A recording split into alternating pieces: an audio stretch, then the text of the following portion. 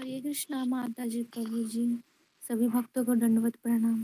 दंडवत प्रणाम माता जी। हरे कृष्णा। हरे कृष्णा प्रभु जी।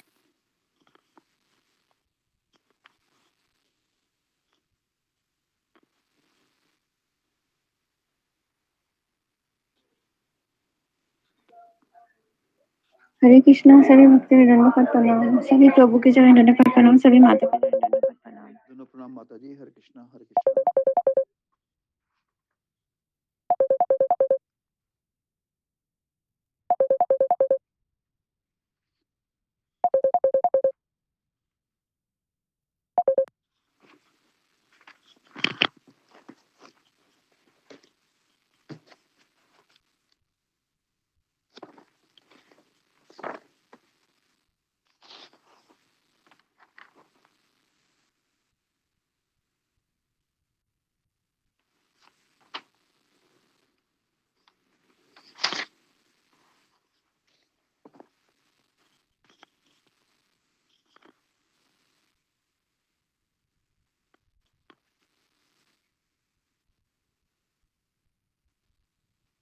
हरे कृष्णा बेबी मंडल माता जी। हरे कृष्णा।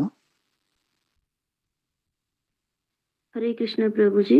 हरे कृष्णा। दंडवत प्रणाम। दंडवत प्रणाम भक्तों माता जी। को प्रणाम। जी माता जी बोलिएगा आप। हरे कृष्णा। सभी भक्तों को दंडवत प्रणाम। दंडवत प्रणाम माता जी। हरे कृष्णा।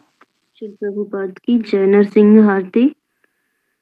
नमस्ते नरसिंहाय, नमस्ते नरसिंहाय, प्रह्लाद लाददायिने,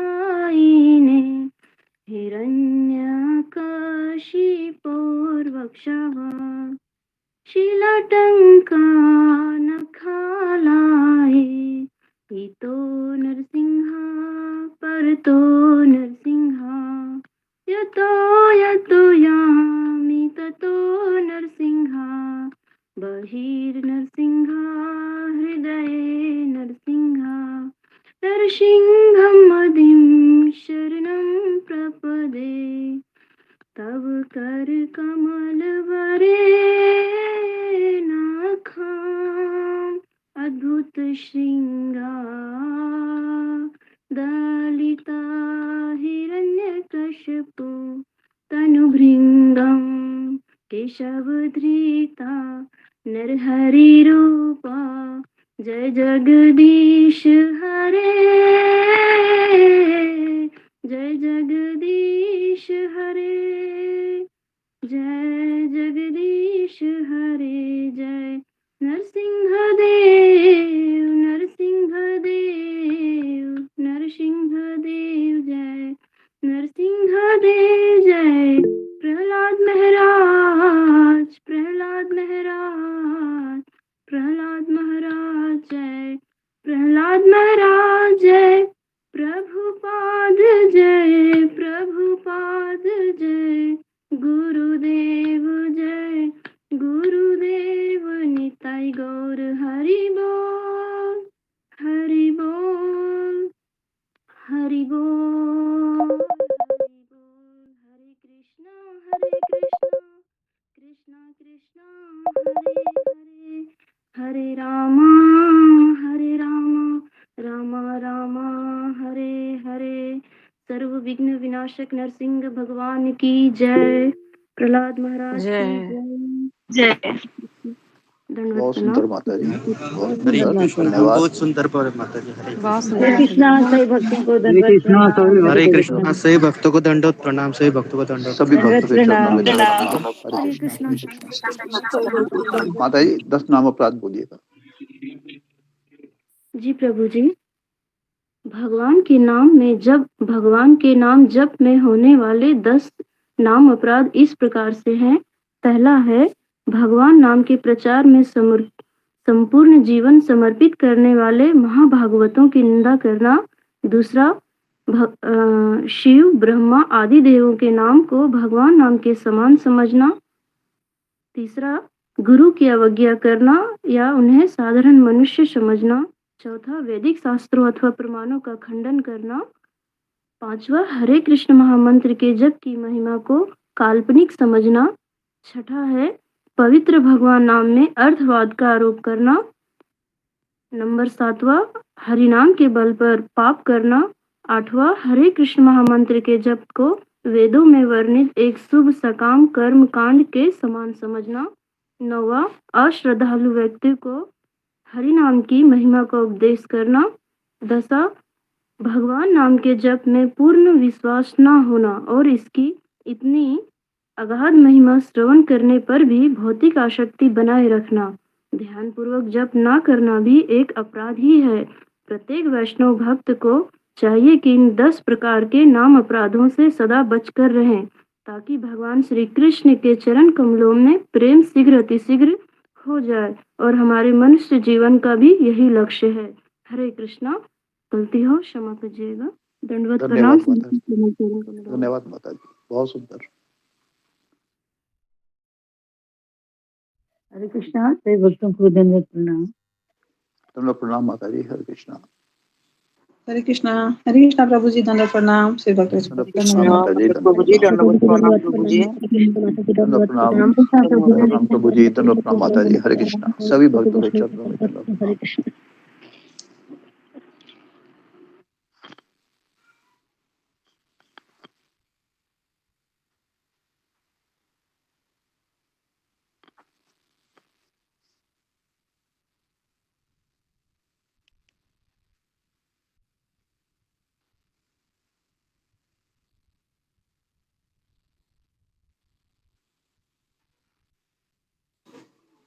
हरे कृष्णा। सभी भक्तों को दंडवत प्रणाम। दंडवत प्रणाम प्रभु जी। हरे कृष्णा।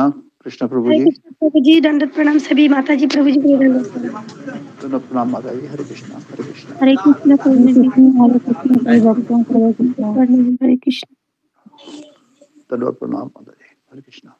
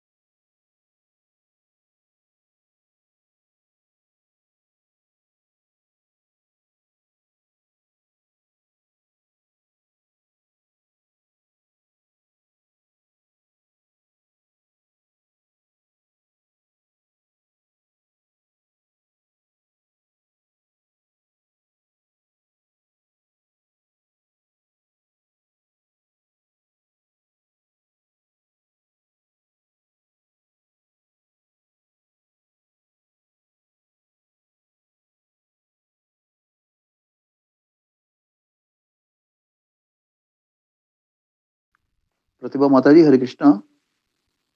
जी प्रभु जी। माता को भोजन बोल दीजिएगा गुरु जी के आने हरे तक। कृष्णा नित्यानंद प्रभु जी, दंडवत प्रणाम। सभी भक्तों के चरणों में दंडवत प्रणाम। दंडवत प्रणाम माता जी। हरे कृष्णा।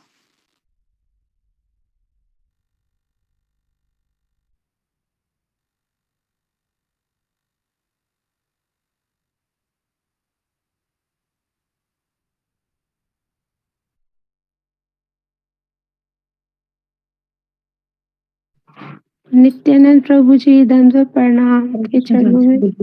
दंडवत। हरे कृष्ण प्रभु जी दंडवत प्रणाम निकित। हरे कृष्ण से भक्तों के चरण। दंडोत प्रणाम सभी भक्तों को दंडोत प्रणाम।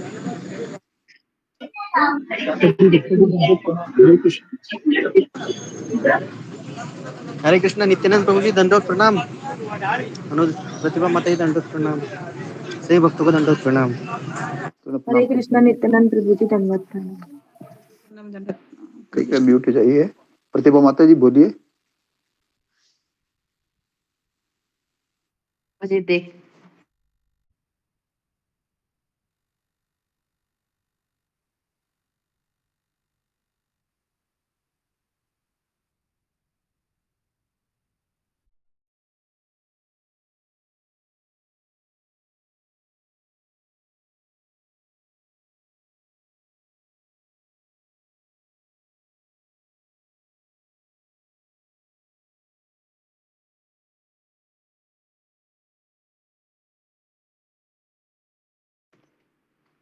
जी प्रभु जी।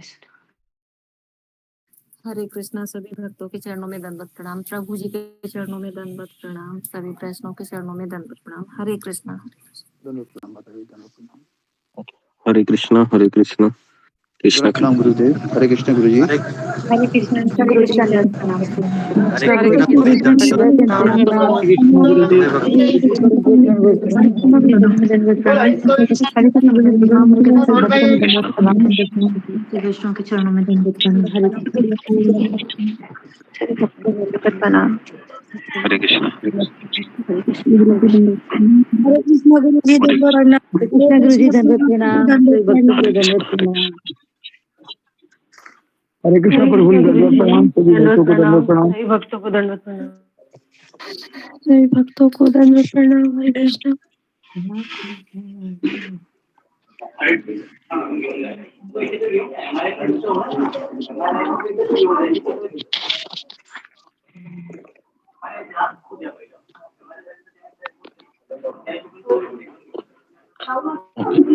हरे कृष्णा।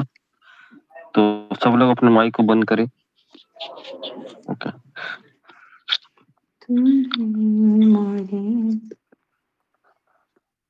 ओम अज्ञानतिमिरान्धस्य ज्ञानाञ्जनशलाकया चक्षुरुन्मीलितं येन तस्मै श्रीगुरुवे नमः। नमो विष्णुपदाय कृष्णप्रेष्ठाय भूतले श्रीमते भक्तिवेदान्त स्वामिनिति नामिने। नमस्ते सरस्वती देवे गौरवाणी प्रचारिणे निर्विशेष शून्यवादी पश्चात देशतारी। जय श्री कृष्ण चैतन्य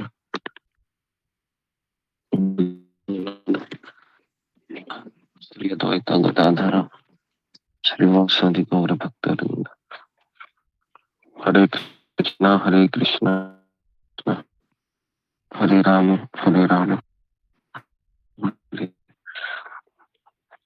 जी हरे कृष्णा। आज किसका टर्न था बताने का? प्रणाम गुरु जी। बेबी मंडल माता जी का। बेबी मंडल माता जी हरे कृष्णा। कृष्ण प्रभु जी दंडवत प्रणाम। हरे कृष्ण गुरु जी दंडवत प्रणाम।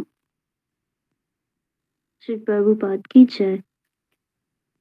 अध्याय भगवत गीता के अध्याय एक पर गुरु जी चर्चा कर रहे हैं। कल अध्याय 1 से लेकर अध्याय मतलब 37 से 40 तक की चर्चा हुई, जिसमें गुरु जी बताते हैं 18 अध्यायों का सार है भगवत गीता के पहले अध्यायों को समझना। अगर हम पहले अध्याय को अच्छे तरीके से समझ जाते हैं तो बाकी के 17 अध्याय को समझने में हमें सरलता होती है, क्योंकि अध्याय 1 ही सबसे पहला इसका नींव है। अगर हम इस अध्याय को अच्छे से समझ जाते हैं तो भगवत गीता का पठन करना हमारे लिए सरल हो जाएगा। जिसमें पहले गुरु जी बताते हैं चैतन्य शिष्टाष्टकम के पहले ये जो अंतिम श्लोक है, आशीर्वादपादरताम पिनष्टि माम आदर्शनाम मर्मताम करोतु वा। तो जिसमें गुरु जी बताते हैं कि समर्पण पे व्याख्या देते हैं कि हमें किस तरीके का समर्पण चाहिए। तो समर्पण हमें कि हम भगवान पर इस तरीके का समर्पण करें कि वो हमारा आलिंगन करे या हमें धुतकार दे या पैरों के नीचे कुचल दे, लेकिन हम उन पर संपूर्ण समर्पण रहे, चाहे वो हमारा कुछ भी मतलब हित करे या अहित करे। दूसरा उदाहरण देते हैं माता रुक्मणी जी का, कि वो किस प्रकार भगवान श्री कृष्ण पर मतलब आसक्ति थी और उनका पूरा समर्पित थी, कि उन्होंने भगवान श्री कृष्ण को देखा भी नहीं था, केवल श्रवण किया था। और वो उन्हें कहती है कि आप मुझे अपनाएं या नहीं अपनाएं, मैं दोबारा जन्म लूंगी, इस तरीके से कई जन्म लूंगी, लेकिन आप मुझे जब तक नहीं अपनाएंगे। तो माता रुक्मणी का उदाहरण देते हैं, फिर बलि महाराज का भी समर्पण के प्रति उदाहरण देते हैं कि उन्होंने अपना सब कुछ समर्पित कर दिया, अंत में उन्होंने स्वयं अपने आप को भी समर्पित कर दिया। तब भगवान श्री कृष्ण ने उन्हें कृपा प्राप्त हुई, उनको कृपा प्राप्त हुई और सुतल लोक का राज्य मिला, तथा स्वयं भगवान उनके रक्षक भी बने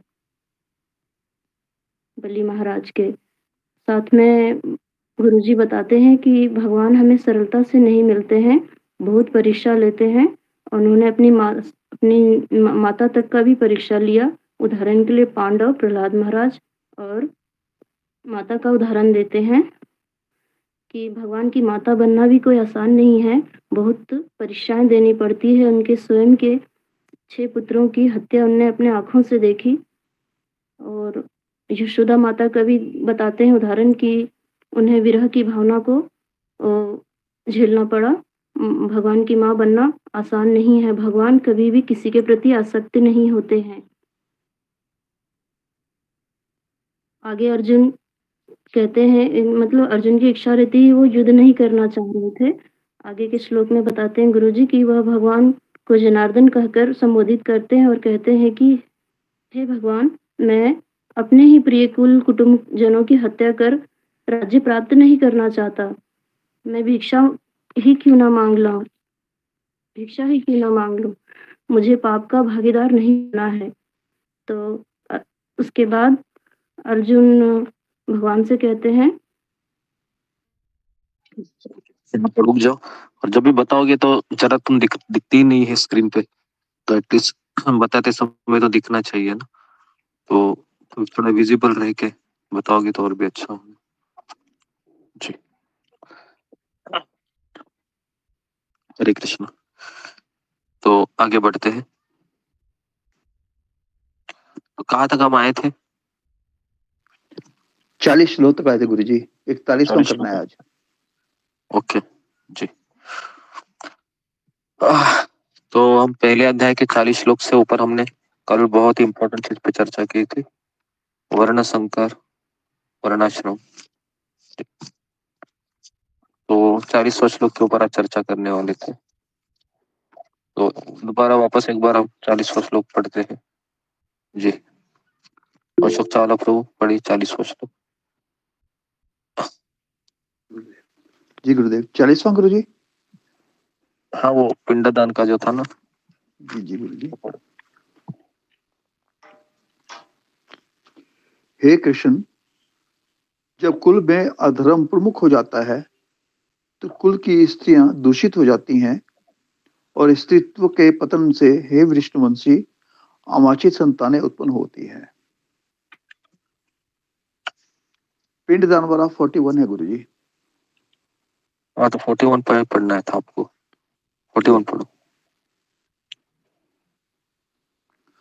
संक्रो नारकेयव कुलाघ्न कुलस्य च पतिंति पित्रो होइषा लुप्त पिंडोदक्रिय। अवांछित संतानों की वृद्धि से निश्चित ही परिवार के लिए तथा पारिवारिक परंपरा को विनाश करने वालों के लिए नारकीय जीवन उत्पन्न होता है। ऐसे पतित कुलों के पुरखे यानी कि पितर लोग गिर जाते हैं क्योंकि उन्हें जल तथा पिंड दान देने की क्रियाएं समाप्त हो जाती हैं। तात्पर्य है गुरुजी, काम कर्म के विधि विधानों के अनुसार कुल के पितरों को समय समय पर जल तथा पिंड दान दिया जाना चाहिए। यह दान विष्णु पूजा द्वारा किया जाता है क्योंकि विष्णु को अर्पित भोजन के उच्चिष्ट भाग यानी कि प्रसाद खाने से सारे पाप कर्मों से उद्धार हो जाता है। कभी कभी पितरगण विविध प्रकार के पाप कर्मों से ग्रस्त हो सकते हैं और कभी कभी उनमें से कुछ को स्थूल शरीर प्राप्त न हो सकने के कारण उन्हें प्रेतों के रूप में सूक्ष्म शरीर धारण करने के लिए बाध्य होना पड़ता है। अतः जब वंशजों द्वारा पितरों को बचा प्रसाद अर्पित किया जाता है तो उनका प्रेत योनि या अन्य प्रकार के दुखमय जीवन से उद्धार होता है। पितरों को इस तरह की सहायता पहुंचाना कुल परंपरा है और जो लोग भक्ति का जीवन यापन नहीं करते उन्हें ये अनुष्ठान करने होते हैं। केवल भक्ति करने से मनुष्य सैकड़ों क्या हजारों पितरों को ऐसे संकटों से उबार सकता है। जो पुरुष अन्य समस्त कर्तव्यों को त्याग कर मुक्ति के दाता मुकुंद के चरण कमलों में की शरण ग्रहण करता है और इस पथ पर गंभीरता पूर्वक चलता है, वह देवताओं, मुनियों, सामान्य जीवों, सज्जनों, मनुष्यों या पितरों के प्रति अपने कर्तव्य या ऋण से मुक्त हो जाता है। श्री भगवान की सेवा करने से ऐसे दायित्व अपने आप पूरे हो जाते हैं। धन्यवाद गुरु जी। प्रणाम। ओके जी, हरे कृष्णा। तो कल हमने स्त्री के बारे में चर्चा की थी कि समाज में स्त्री का रोल बहुत बड़ा होता है।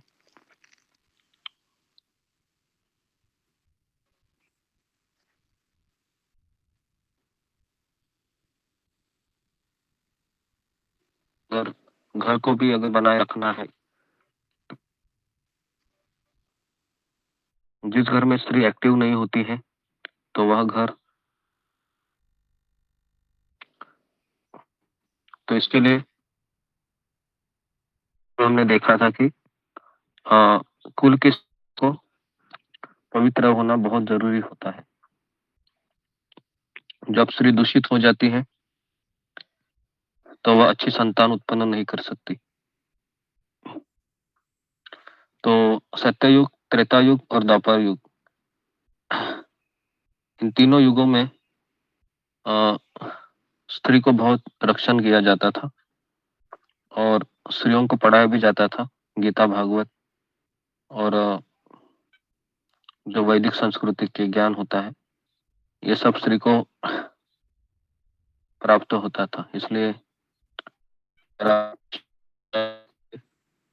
तो रामायण में शब्द गुरु के क्रम में रहती है और इंद्र का कायादु को चुरा के लेके जाते, जो नल महाराज की माता है। उस समय भी कयादु को नारद मुनि आश्रम में ले जाते, वहां पर अकेली कयादु रहती है और भी लेडीज रहती है, आपको पता होगा। तो वहां पर और भी लेडीज रहती है ना नारद मुनि के आश्रम में। तो इस तरीके से लेडीज को भी ज्ञान दिया जाता था, लेकिन भगवान ने लेडीज को बनाया इस तरीके से कि वो घर परिवार में अपना रोल निभा सके।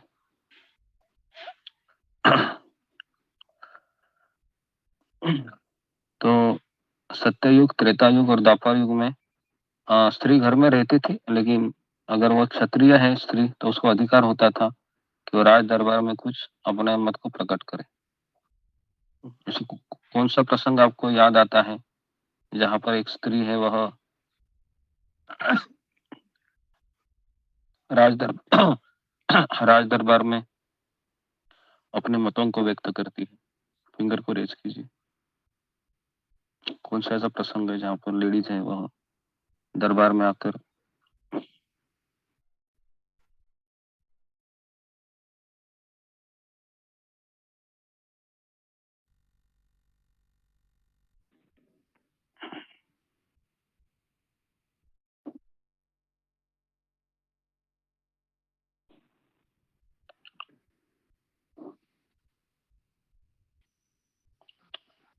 नेक्स्ट ममता पाल। हरे कृष्णा गुरु जी, धन्यवाद प्रणाम। गुरु जी, मुझे द्रौपदी का याद आ रहा है क्योंकि उन्होंने जब ऐसा उनका जब वस्त्र हरण हो रहा था तभी उन्होंने दरबार में आके सभी जो बैठे थे तो उनको उन्होंने पूछ रहा था कि न्याय है कि अन्याय है वो दरबार में। ओके जी, नेक्स्ट जाता हरे कृष्ण। बचपन गांधारी का मुझे याद है, तो जब द्रौपदी का चीर हरण हुआ था, वो आए थे कि धृतराष्ट्र को बोले कि आप अंधे हैं, देखने के लिए अंधे हैं क्या, तुम्हारा कान नहीं है? भरी सभा में एक हमारे घर का बहू का इतना जी, समझ में आया। ओके, तो गांधारी को वह हक था, अधिकार था। तो गांधारी पूरी सभा में 40,000 क्षत्रियों के सामने अपने पति को डांटती है ना। तो ऐसा नहीं था कि पहले स्त्रियां बोलती नहीं थी, स्त्रियां तब भी बोलती थी, है ना। अगर आजकल की ऐसी कोई स्त्री बोलेगी तो अपने पति को सबके सामने, तो पता है क्या क्या होगा? वो बोलेगा कि किचन में जाओ और खाना बनाओ, चुपचाप रहो, यहाँ पर एक प्राइवेट मीटिंग चल रही है, लेडीज को बोलना नहीं चाहिए, जाओ जल्दी। तो ऐसे वो दम देगा, बराबर है? ऐसे होगा, कुछ ऐसे होगा। लेकिन पहले के युगों में ऐसा नहीं था। पहले के युगों में जो स्त्री थी वो अपने पति को करेक्ट कर सकती थी, क्योंकि वैदिक संस्कृति थी उस समय। लेकिन हमारा दुर्भाग्य है कि हम कलयुग में जन्म लिए हैं। लेकिन मैं तो ये सोच रहा हूँ कि दुर्भाग्य में भी इतना बड़ा सौभाग्य है कि हमें श्री टोपा जी का आश्रय मिला और उनके छत्र छाया में हम रह रहे।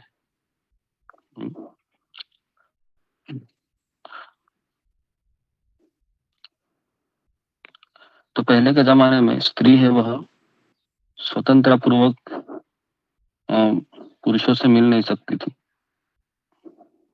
है ना। लेकिन आजकल हम देखते हैं कि शादियों में, पार्टियों में या कुटुंब में आसानी से कोई भी, किसी की भी पत्नी किसके साथ घूम रही है पता नहीं चलता है ना, और उसको भी नॉर्मल लगता है, ठीक है कोई बात नहीं। तो ऐसा कल्चर अभी हो रहा है। तो इसके लिए अर्जुन का यहाँ पर कहना था कि देखिए कृष्ण, युद्ध करना बहुत अच्छा बात है, लेकिन इतना सब लोग मारे जाएंगे तो लेडीज का क्या होगा? उनका रक्षा कौन करेगा? और अगर उनका रक्षक कोई नहीं रहेगा तो समाज के लोग उसके ऊपर जबरदस्ती करेंगे और उनसे जो पुत्र होंगे वह, उससे वर्ण संकर बढ़ जाएगा और नारकीय जीवन उत्पन्न होगा ना। आज भी हम देखते हैं कि मुंबई में अगर आप जाओगे तो कई ऐसे बच्चे हैं वो घूमते रहते हैं लावारिस की तरह, जिसकी ना कोई माँ है, माँ पिता है, कुछ पता नहीं होता।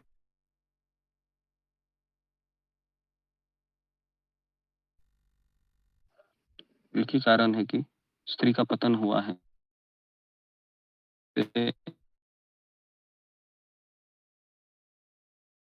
टूट गया है।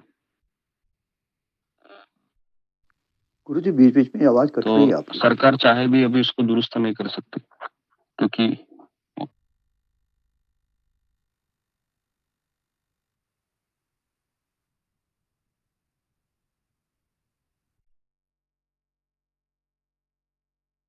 हरे कृष्ण, तो सरकार चाहे भी इसको बदल नहीं सकती है ना। आपको पता है क्या करना होगा सरकार को अगर ये बदलना है तो? आपको किसको याद है कि श्रील प्रभुपाद जी ने इसको बदलना चाहा था? किसको याद है? कौन बताएगा? श्रील प्रभुपाद जी सोच रहे थे कि मैं है ना इसको बदलूं, तो कैसे उन्होंने प्रयास किया था? लीलामृत में इसका वर्णन है।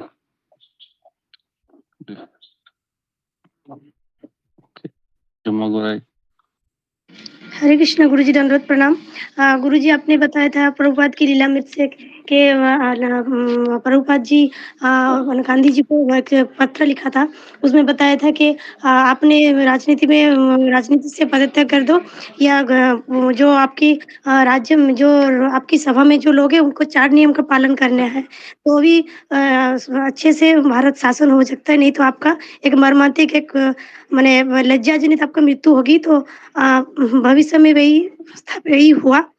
हरे कृष्ण गुरुजी, ऐसे ही आपने बताया था, 4 नियम का पालन करने को कहा थोड़ा था। सा मिक्स हो गया तुमने। गांधी जी को उसने नहीं कहा था, उसने इंदिरा गांधी को कहा था प्रभुपाद जी ने। प्रभुपाद जी इंदिरा गांधी के पास पत्र लिखे थे और कहा था कि हमारे जो विदेशी भक्त हैं उनको आप परमानेंट भारतीय का नागरिकत्व दे दो, क्योंकि उनका वीजा एक्सपायर होता है तो उनको जाना पड़ता है ना। तो कई सारे ऐसे लेडीज है, पता है, एक वृंदावन में से कई जो अमेरिकन भक्त है, खास करके लेडीज भक्त, पता है वो क्या करते हैं, वो लोग किसी इंडियन से शादी करते हैं। पता है शादी क्यों करते हैं वो इंडियन से? ताकि उनको रहने को मिले, है ना। तो इसलिए ऐसे वृंदावन में जाओगे, मायापुर जाओगे तो काफी वेस्टर्न लेडीज है वो इंडियन से शादी करते हैं।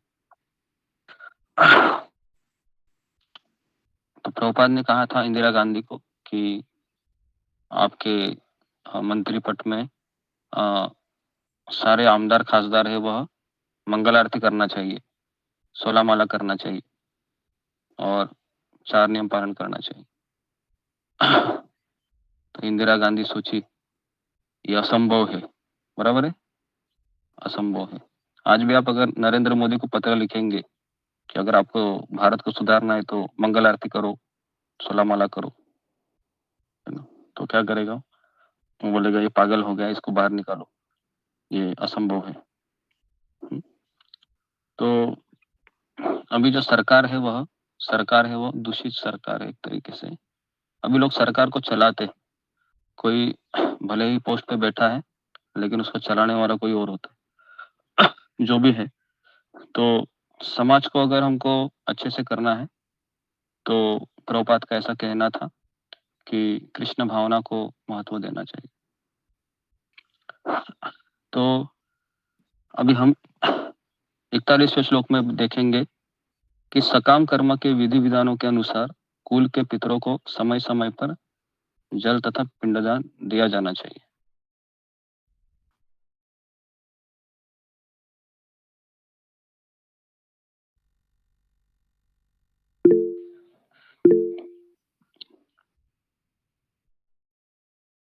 यह दान विष्णु के द्वारा पूजा किया जाता है, तो विष्णु को अर्पित किया जाता है और फिर वो उच्छिष्ट किसको देते हैं खाने को? पितरों को देते हैं, है ना जी। तो कभी कभी पितरगण भी विविध प्रकार के पाप कर्मों से ग्रस्त हो सकते हैं। कभी कभी उनमें से कुछ को स्थूल शरीर प्राप्त न होने से उन्हें प्रेतों के रूप में सूक्ष्म शरीर में धारण करने के लिए बाध्य होता है ना। एक कथा पढ़ी थी ना, तो उसमें जो तांत्रिक था ना, उसका मरण हुआ था, मर गया था वो, लेकिन वह सूक्ष्म शरीर नियंत्रित करता था सब चीजें। तो अगर कोई आपको कहेगा भूत होते हैं क्या, प्रेत होते हैं, तो इसका उत्तर क्या है? इसका उत्तर है भूत होते हैं, प्रेत होते हैं। लेकिन वो किसको पकड़ते हैं पता है? वो ऐसे लोगों को पकड़ते हैं जो तमोगुण में रहते हैं, ऐसे लोगों के अंदर प्रवेश करते हैं। एक बार श्रील प्रभुपाद जी है वह झांसी में कमरा लिए थे, तो उस समय एक भूत था उस कमरे में जो प्रभुपाद को परेशान करता था। तो प्रभुपाद ने कहा ए चुप बैठो। तो प्रभुपाद ने भूत को कहा चुप बैठो। तो वो भूत को आश्चर्य लगा कि ये कौन है भाई, डरता नहीं मुझसे। प्रभुपाद ने कहा कि मैं तुमको जानता हूँ, तुम यहाँ पर क्यों हो, हरे कृष्णा महामंत्र बोलो। तो प्रभुपाद ने उसके सामने हरे कृष्णा महामंत्र बोला, हरे कृष्णा कृष्णा हरे राम राम राम हरे। और तुरंत क्या हो गया? तुरंत उसका उद्धार हो, मुक्ता हो गया जी। तो अभी मेरा यहाँ पर सवाल है,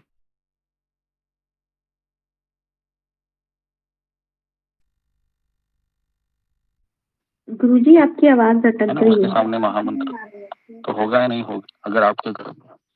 आवाज नहीं आ रही थी।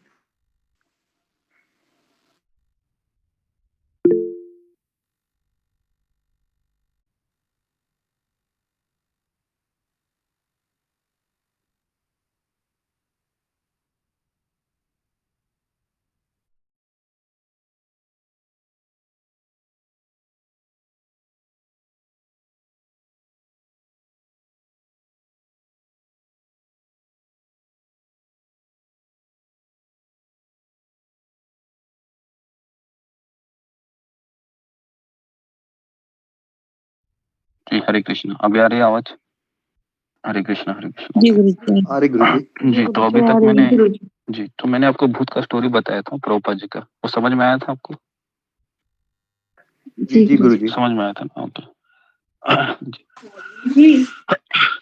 तो अगर आपके घर में भूत है और अगर फॉर्मूला अपना लेता हूँ, मैं भी भूत के सामने आज क्या करूंगा? हरे कृष्ण महामंत्र बोलूंगा। तो क्या भूत जाएगा या नहीं जाएगा? जी अशोक चावला प्रभु बोलो, भूत जाएगा नहीं जाएगा? हाँ जाएगा गुरु जी। जाएगा। ओके, कैसे जाएगा? छू मंत्र होगा या उधर ही रहेगा? नहीं, वो तो ऊपर हो चला जाएगा जी, उसका उद्धार हो जाएगा। ऊपर चला जाएगा। ओके जी। और कोई बताएगा, चला जाएगा या उधर ही रहेगा? ओके जी। रीना सिंह।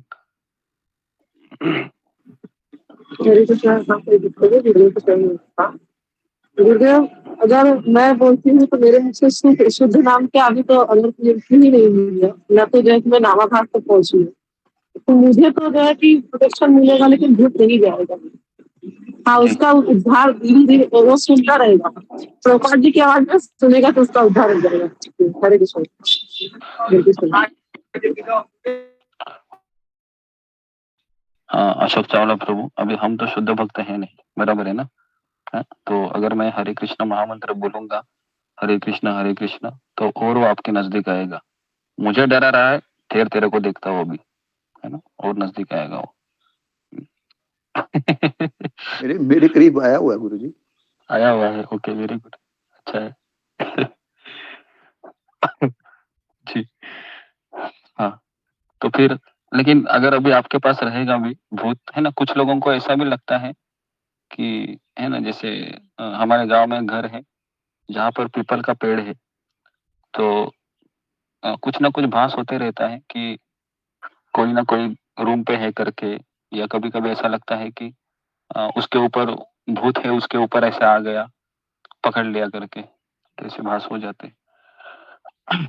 जी तो आप लोग सब डरिए मत, मैं इसलिए बता रहा हूँ कि सूक्ष्म शरीर धारण करते हो, है ना? तो खास करके जो सुसाइड करते हैं और जिनका ट्रेन एक्सीडेंट होता है, तो उनको भूत योनि मिलती है। तो इसके लिए सुसाइड कभी नहीं करना चाहिए, क्योंकि सुसाइड करेगा तो खाना भी नहीं मिलता है और पानी भी नहीं मिलता है, भटकता रहता है, वो भटकते आत्मा की तरह, है ना? तो अभी उसको अगर भूख लगी, मान लो वो प्रेत आत्मा को भूख लगी, तो क्या करेगा वो? जी हाँ, क्या करेगा वो? मान लो उसने सुसाइड किया और अभी सुसाइड करने के पश्चात यमदूत ने तो उसको लिया नहीं, क्योंकि यमदूत आएंगे क्या सुसाइड करने के बाद?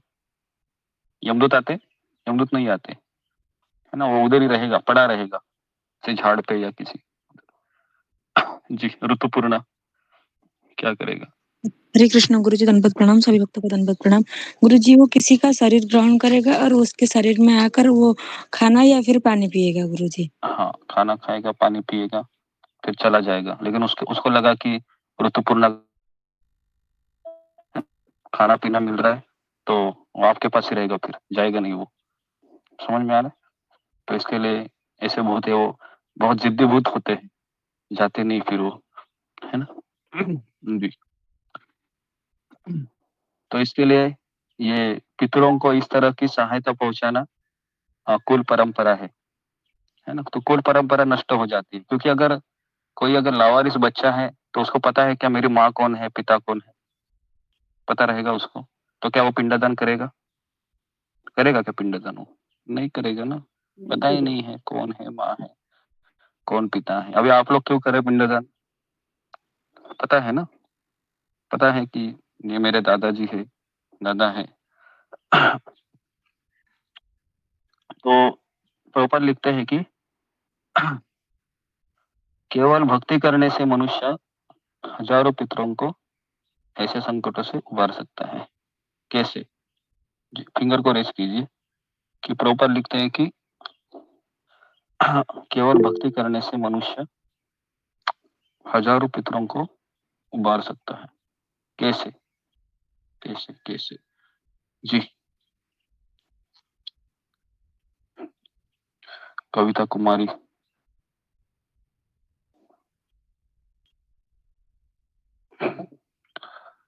परवीन शाही। हरे कृष्णा गुरुजी, दंडवत प्रणाम। सब भक्तों को मेरा दंडवत प्रणाम। गुरुजी, जब हम भागवत पढ़ते हैं और जब यज्ञ करते हैं, महामंत्र का उच्चारण करते हैं, तो एक वो कथा भी थी, मुझे याद नहीं आ रही, जब वो गोकर्ण जी की, जब उन्होंने भागवत करी थी और जो प्रेत योनि से मुक्त हो गए थे, उनके ब्रदर थे। ओके ओके ओके, लेकिन यहाँ पर लिखा है हजारों पितरों से उद्धार कर सकता है, हजारों। कैसे? जी, सुमिता सिन्हा।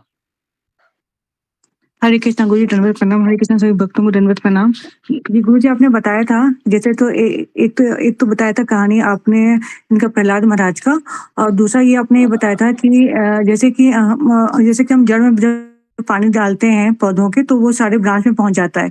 तो उसी तरीके से अगर हम भक्ति करते हैं, कृष्ण भक्ति करते हैं और शुद्ध भक्ति करते हैं, तो उससे भगवान अगर प्रसन्न होते हैं, भगवान को अगर हम आनंदित करते हैं, तो उसे सारे पितृगण होते हैं, सारे देवी देवता होते हैं, जितने तरीके का ऋण होता है हम लोगों के ऊपर, वो सारा जो भगवान जो चुका देते हैं। तो ऐसे ही आपने एग्जाम्पल दिया था प्रहलाद महाराज का कि उनकी 21 पीढ़ियां जो थी वो मुक्त हो गई थी, मतलब जो भी जहाँ भी थे पितृलोक से। हरे कृष्णा गुरु जी, दंडवत प्रणाम गुरु जी। जी जी, ओके। हाँ, तो इसके लिए यहाँ पर 80-90 लोग आते हैं। हाँ, तो क्या उनके पितर उनसे खुश रहेंगे? क्या लगता है आपको कि ये केवल 3 से 4 जपा कर ये करते हैं, कथा सुनते हैं, माला करते रहते हैं, घर वाले परेशान हो गए इससे, लेकिन पितर लोग आपको कहेंगे वेरी गुड, करते रहो, है ना? तो इस तरीके से पितर लोग आपको बहुत आशीर्वाद देते रहेंगे कि कोई तो मेरे खानदान में कोई तो ऐसा व्यक्ति जन्म लिया, सब लोग नालायक थे आज तक, ये अच्छा आदमी है ना? कथा कर रहा है, सुन रहा है, माला कर रहा है, तो आपको आशीर्वाद देते होंगे वो, बहुत आशीर्वाद देते होंगे, है ना?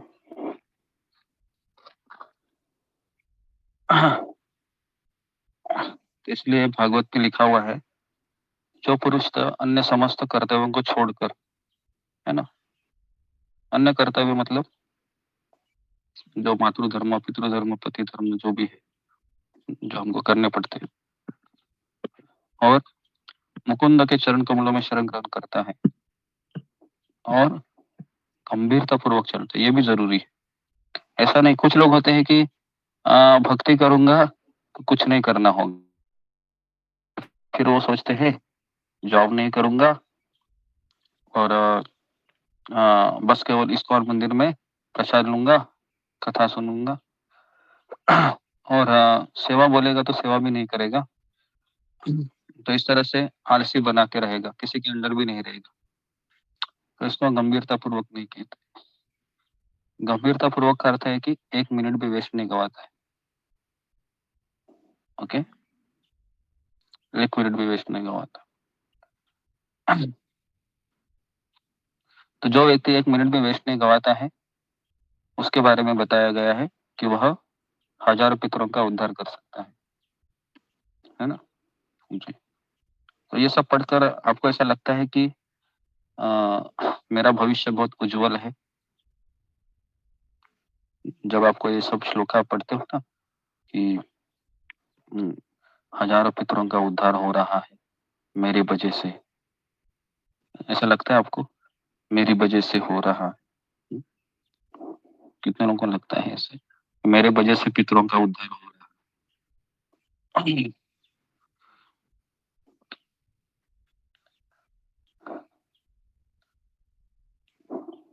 लोगों को लग रहा है? ओके जी, देखिए पहले बात तो हम जब इस श्लोक हम जब पढ़ते हैं ना, तो हमें समझना चाहिए ये मेरा कोई कृपा नहीं है, ये सब मेरे गुरु का ही प्रताप है, जिन्होंने मुझ जैसे निकम्मे को लायक बनाया और उन्हीं के चलते भी ये सब कर पा रहा हूँ। तो अगर पितरों का उद्धार भी हो रहा है तो उसका श्रेय किसको देगा वो? गुरु जी के। ओके, तो समझ में आ रहा है, बहुत जरूरी। नहीं तो हम सोचेंगे अरे बाप रे, मैं तो कितना स्पेशल सोल हो गया मैं, है ना, भगवान का बहुत बड़ा भक्त हो गया, करोड़ों में से भगवान ने मुझे चुना। सही में कृष्ण, आपको ही पता चला कि मैं ही सही आदमी हूँ करके, ये तो निकम्मा है, उठता नहीं है सुबह, तो ऐसी भावना आ जाएगी। समझ में आया? तुरंत ऐसी भावना आ जाती है। तो इसलिए हमें सारा श्रेय हमेशा गुरु और कृष्ण को देते रहना चाहिए कि आप इसके लायक हो, आप हो, आपके कारण हो रहा है। ओके जी। ओके, श्लोक क्रमांक 42 जी। किसके पास गीता है? फिंगर को raise करो। ओके जी, रेखा भंडारी। हरे कृष्णा गुरुजी, दंडवत प्रणाम। सभी भक्तों को दंडवत प्रणाम। 42 दोषे रेते कुलज्ञाना वर्ण संकर कारके उत्सादंते जाति धर्मा कुल धर्माश्च शाश्वता। जो लोग कुल परंपरा को विनष्ट करते हैं और इस तरह अवांछित संतानों को जन्म देते हैं, उनके दुष्कर्मों से समस्त प्रकार की सामुदायिक योजनाएं तथा पारिवारिक कल्याण कार्य विनष्ट हो जाते हैं। तात्पर्य, सनातन धर्म या वर्णाश्रम धर्म द्वारा निर्धारित मानव समाज के चारों वर्णों के लिए सामुदायिक योजनाएं तथा पारिवारिक कल्याण कार्य इसलिए नियोजित है कि मनुष्य चरम मोक्ष प्राप्त कर सके। अतः समाज के अनुत्तरदायी नायकों द्वारा सनातन धर्म परंपरा के विखंडन से उस समाज में अव्यवस्था फैलती है। फलस्वरूप लोग जीवन के उद्देश्य विष्णु को भूल जाते हैं। ऐसे नायक अंधे कहलाते हैं और जो लोग इसका अनुगमन करते हैं वे निश्चय ही कुरु व्यवस्था की ओर अग्रसर होते हैं। हरे कृष्णा गुरु जी, दंडवत प्रणाम। तो अगर आपको कोई कहेगा कि आप कौन सा धर्म पालन करते हैं, तो आपका क्या उत्तर रहेगा? जी, फिंगर को रेस कीजिए। अगर आपको कोई करेगा कि आपका कौन सा धर्म है, हिंदू हो, मुसलमान हो, क्रिश्चियन हो, पारसी हो, जैन हो, जी ओके जी ओके प्रवीणा। हरे कृष्ण गुरुजी, दंडवत प्रणाम। सभी भक्तों के चरणों में दंडवत प्रणाम। गुरुजी, सनातन धर्म बोलेंगे।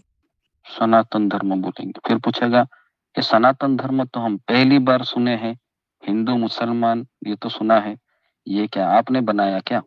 फिर क्या बोलोगी तुम? ओके, क्या बोलोगी इसमें? जी रूबी कुमारी बोलो। अगर कोई कहेगा ये सनातन धर्म तो सुना नहीं हम। जी, हरे कृष्ण गुरु जी, दंडवत प्रणाम। गुरु जी, मैं बोलूंगी कि ये कृष्ण से चली आ रही है, तो ये मैं इसीलिए परंपरा फॉलो करती हूँ, कृष्ण से आती है और इसमें कोई धर्म नहीं है, ये सनातन है जो कि कृष्ण ही फॉलो करते हैं, इसीलिए हम सब फॉलो करते हैं। ओके जी, देखिए सनातन धर्म का अर्थ है जो भगवान श्री कृष्ण से गुरु शिष्य परंपरा से चला आ रहा है ना, जिसको वर्णाश्रम धर्म भी कहते हैं। तो जी, तो वर्णाश्रम धर्म के द्वारा जो मनुष्य समाज के चारों वर्णों के लिए कुछ पारिवारिक कल्याण के खड़े होते थे, है ना, उसको कहते कुछ योजनाएं। जैसे फॉर एग्जाम्पल अगर क्षत्रिय रहेगा, तो आप लोगों ने सुना है कि जब द्रोणाचार्य का एजुकेशन होता है ना, तो एक कंपटीशन के मैच रखते हैं, देखा है आपने? उसमें सारे कौरव पांडव हिस्सा लेते हैं, सुना है आपने? टीवी में भी देखा होगा ना, उसमें कर्ण भी आता है लास्ट में, सुना है आपने? भीम दुर्योधन सब अपना गदा कौशल्य दिखाते, बराबर है। तो पहले इस तरीके से चीजें होती थी। अभी क्या होता है पता है? अभी अगर कोई गणपति आ गए तो सब लोग पत्ते खेलते हैं, इसको कहते हैं पारिवारिक कल्याणकारी है। सब लोग एक साथ आ रहे, क्यों? पत्ते खेलने के लिए, है ना, तो एक साथ आ रहे हैं ना। उसके बाद फिर क्या करेंगे, एक साथ आके ऑर्केस्ट्रा डीजे लगाएंगे या फिर हाउजी खेलते हैं। हाउजी पता है आपको? Housie, lucky number 1, lucky number 5, lucky number 7, है ना जी। तो इस तरीके से वो खेलते रहते हैं, खेलते रहते हैं, तो कुछ पता ही नहीं है कल्याणकारी क्या है।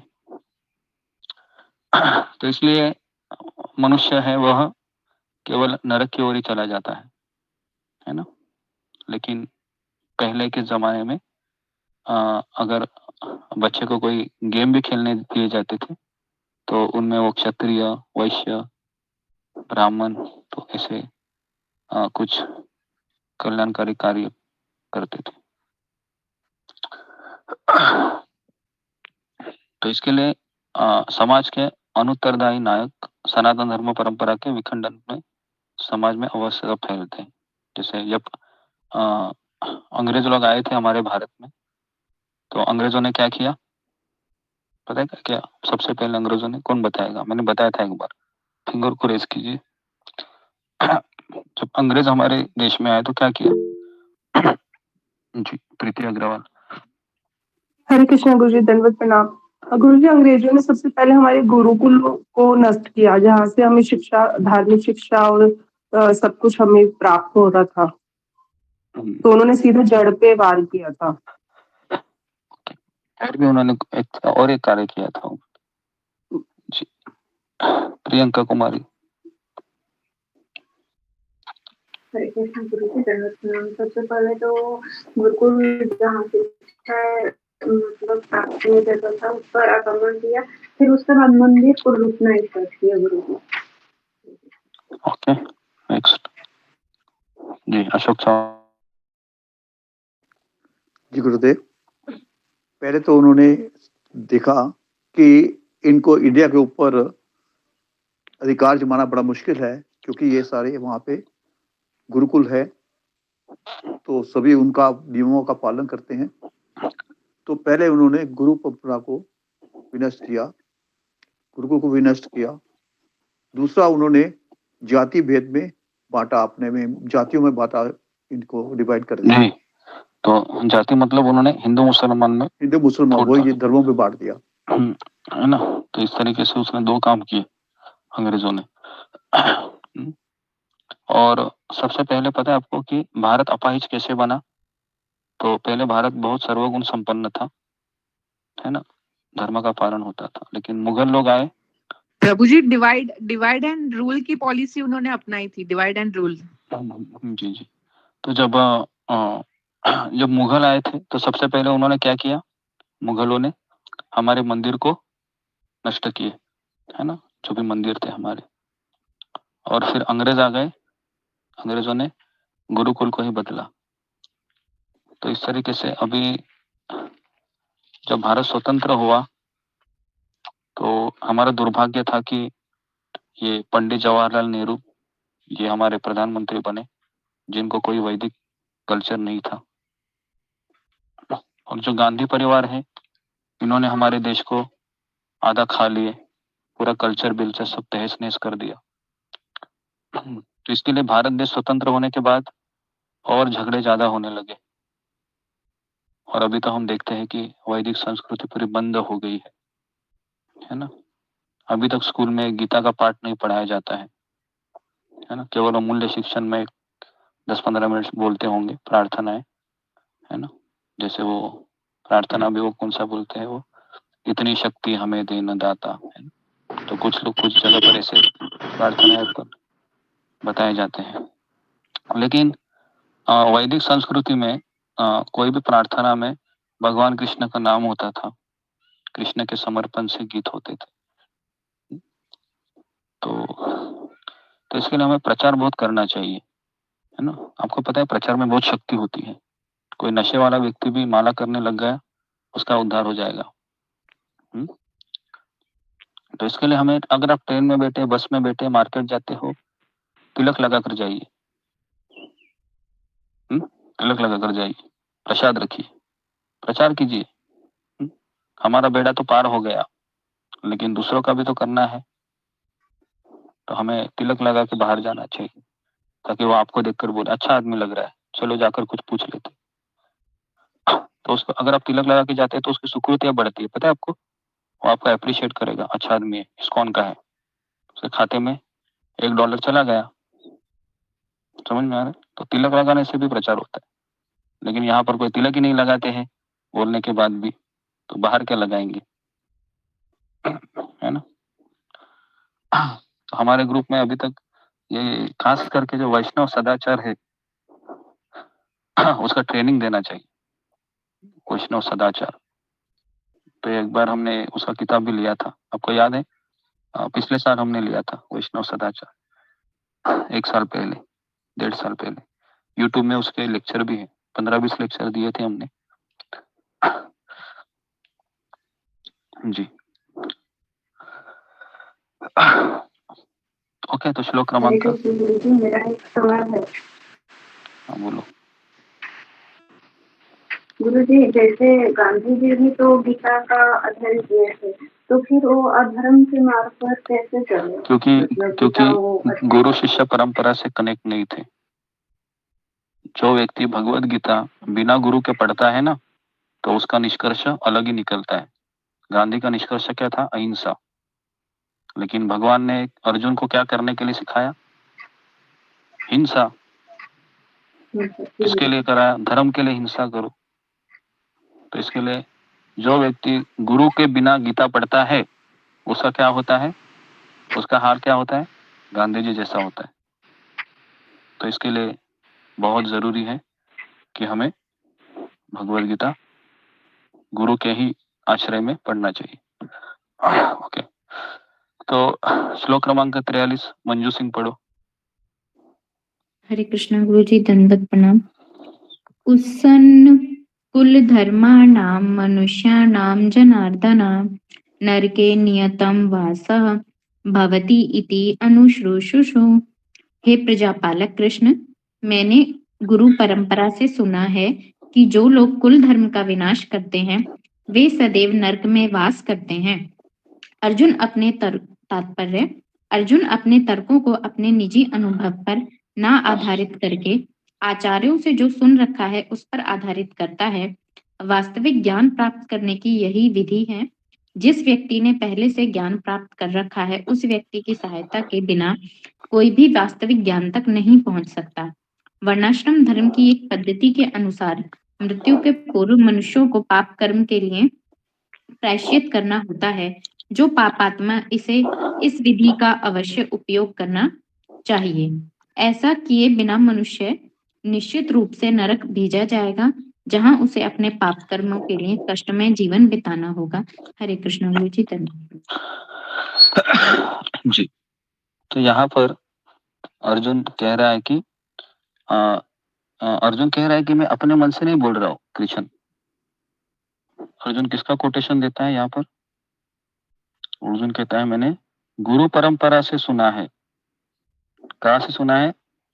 गुरु परंपरा से। अर्जुन ये बोलता है क्या? मेरे दादी बोलती थी ऐसा, या मेरा दादाजी बोलते थे, या मेरी सास बोलती थी, है ना। आजकल के लोग बोलते हैं ना, किससे सिखाए? तो बोलते हैं मेरी सास। तो उसके सास को बोलने के बाद बोलते हैं मेरी उसकी सास। तो इस तरीके से वो कोटेशन देते रहते। लेकिन हमें गुरु परंपरा से सुना है, अर्जुन कह रहा है मैंने।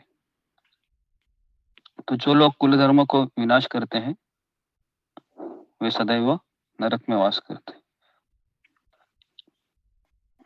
तो इसलिए हाँ, यहाँ पर अर्जुन कह रहा है कि मुझे नरक में नहीं रहना है, क्योंकि इतने सारे लोगों का मुझे पाप नहीं लेना है। तो भगवान कुछ बोल रहे थे क्या अभी तक? तो नहीं, भगवान केवल सुन रहे थे। भगवान सुन रहे थे, है ना। अगर हम रहते तो क्या बोलते थे, क्या करते थे? अरे अर्जुन सुनो मैं क्या बोल रहा हूँ, सुनो मैं क्या बोल रहा हूँ, सुनो मैं क्या बोल रहा हूँ, बराबर है। लेकिन भगवान ने अपना मुंह खोला नहीं। तो कौन बताएगा मुझे कि भगवान मुंह क्यों नहीं खोल रहे हैं? क्या कारण है?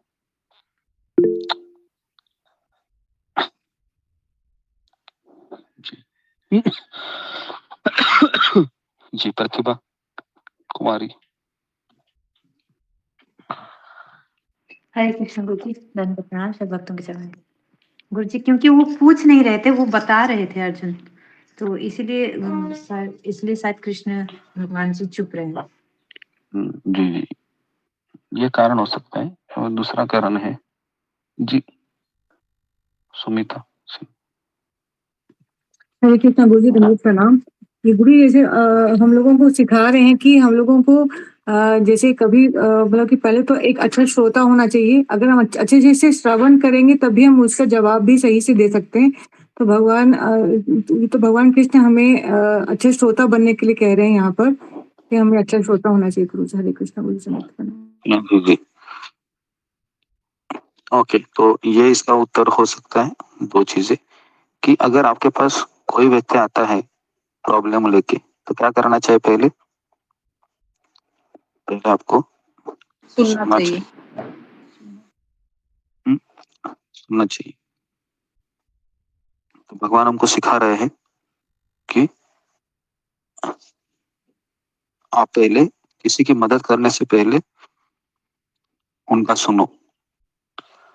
यहाँ पर एक शिक्षा है। और दूसरा है कि अर्जुन सॉल्यूशन मांग रहा था, लेकिन अभी तक उसने ये नहीं कहा था कि आप मुझे सॉल्यूशन दो, कर बता रहा था। ओके जी। तो श्लोक क्रमांक 44 जी, रेखा पायल पढ़ो। हरे कृष्ण गुरु जी दंडवत प्रणाम। अहो बत मत महापत पापम कर्तुं व्यवस्थिता वयं यद्राजा सुखलोभेन हन्तुं स्वजना मुद्धता। ओह, कितने आश्चर्य की बात है कि हम सब जघन्य पाप कर्म करने के लिए उद्यत हो रहे हैं। राज्य सुख भोगने की इच्छा से प्रेरित होकर हम अपने ही संबंधियों को मारने पर तुले हैं। तात्पर्य: स्वार्थ के वशीभूत होकर मनुष्य अपने सगे भाई, बाप या माँ के वध जैसे पाप कर्मों में प्रवृत्त हो सकता है।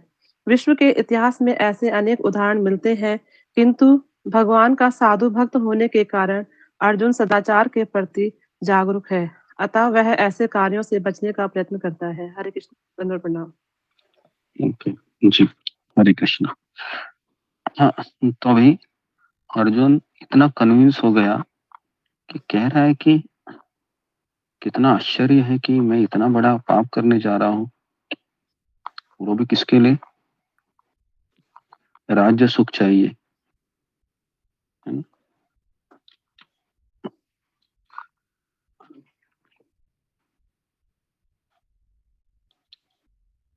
तो अर्जुन इस तरीके से सोच रहा था कि मैं कितना बड़ा पाप करने जा रहा हूँ, लेकिन कौन बताएगा मुझे कि अर्जुन का युद्ध करने के पीछे क्या भावना थी, और भगवान कृष्ण को अर्जुन को युद्ध करवाने के पीछे क्या भावना थी?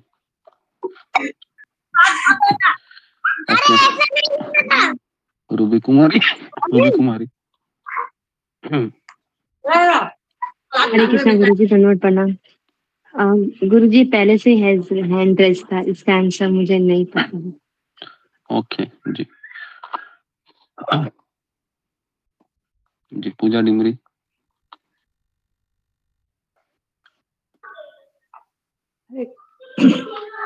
हरे कृष्णा गुरुजी, दंडवत प्रणाम। सभी भक्तों को दंडवत प्रणाम।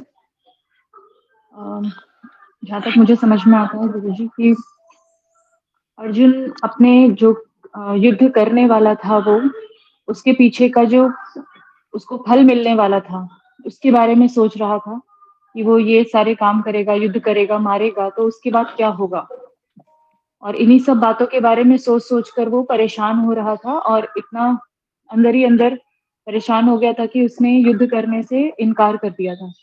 लेकिन भगवान आगे चलकर उसको ये समझाना चाहते हैं कि तुम सिर्फ कर्म के लिए कर्म करो, फल के लिए कर्म मत करो। तो यहाँ पर ये अंतर है दोनों में। फल के बारे में सोचकर कर्म मत करो, सिर्फ अपने कर्तव्य का पालन करने के लिए कर्म करो, चाहे जो भी हो। ओके जी। हरे कृष्ण। मीनाक्षी रावत।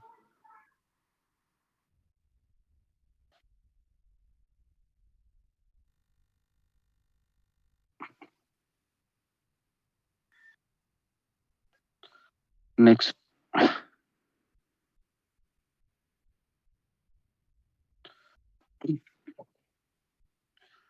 जी, ममता पाल। कृष्ण गुरु जी दंडवत प्रणाम। गुरु जी, अर्जुन कृष्ण भगवान अर्जुन को युद्ध इसलिए करना था कि धर्म का, उनका अधर्मी जो दुर्योधन धृतराष्ट्र थे, उनका जो अधर्मी थे, वो धर्म का स्थापना करने के लिए उनको निमित्त बनाया। एक तो अर्जुन को युद्ध के करवाने के लिए, और अर्जुन का युद्ध करने के पीछे जो है कारण है वो जो माताजी ने बताई, दीप पुजारी वाली माताजी ने बताई, मुझे वही लगा कि वो फल की पहला जो सोचे थे फल की इच्छा से युद्ध जी करने के लिए। ओके, देखिए इसका उत्तर बहुत सिंपल है कि अर्जुन अपना स्वार्थ चाह रहा था, कि इसके लिए अर्जुन पीछे हट रहा था। अर्जुन सोच रहा था मैं युद्ध इसलिए कर रहा हूँ ताकि मुझे राज्य चाहिए, लेकिन भगवान युद्ध क्यों करवाना चाह रहे थे? ताकि दुनिया का भला हो, समाज का भला हो। फर्क है ना, दोनों में फर्क है, सोच में फर्क है। तो इस जो भक्त होता है वो दूरदृष्टि होता है, और भक्त का अगर भक्त कदापि अपना नहीं सोचता है, मेरी वह दूसरों का भी सोचता है कि और कैसे लोग कृष्ण भावना से जुड़े। ओके, तो श्लोक क्रमांक 45। जी ओके, शिवानी पढ़ो 45। हरे कृष्ण गुरुजी, धन्यवाद प्रणाम, सब भक्तों को धन्यवाद प्रणाम। यदि मां प्रतिकारान शस्त्र पारणा धात्र राष्ट्ररणे हन्यो तमन्य क्षेमतरा भवेत। यदि शास्त्रधारी धृतराष्ट्र के पुत्र मुझ निहत्थे तथा रणभूमि में प्रतिरोध न करने वाले को मारे, यह मेरे लिए श्रेयकर होगा। तात्पर्य, शत्रुओं के युद्ध नियमों के अनुसार ऐसी प्रथा है कि निहत्थे तथा विमुख शत्रु पर आक्रमण न किया जाए, परंतु अर्जुन ने निश्चय किया है कि शत्रु भले ही इस विषम अवस्था में उस पर आक्रमण कर दे, किंतु वह युद्ध नहीं करेगा। उसने इस पर विचार नहीं किया कि दूसरा दल युद्ध के लिए कितना उद्धत है। इन सब लक्षणों का कारण उसकी दयाद्रता है, जो भगवान के महान भक्त होने के कारण उत्पन्न हुई। तुम्हारे घर में कुत्ता है लगता है शिवानी, तुम्हारा आवाज नहीं आया, मुझे कुत्ते का ही आवाज आया ज्यादा। बाहर है, बाहर है या घर के अंदर है? बाहर है, बाहर है, बाहर है। ऐसा लग रहा है तुम्हारे पास ही बैठा है, सुन रहा है भगवत गीता। जी ओके, तो यहाँ पर अभी अर्जुन बोल रहा है कि कितना अच्छा होगा कि यही लोग मुझे मार डालेंगे, नहीं करूंगा। तो निगेटिव सोचने लगा है। जी, अब आखिरी श्लोक 46 श्लोक पढ़ो पद्मा पराशर।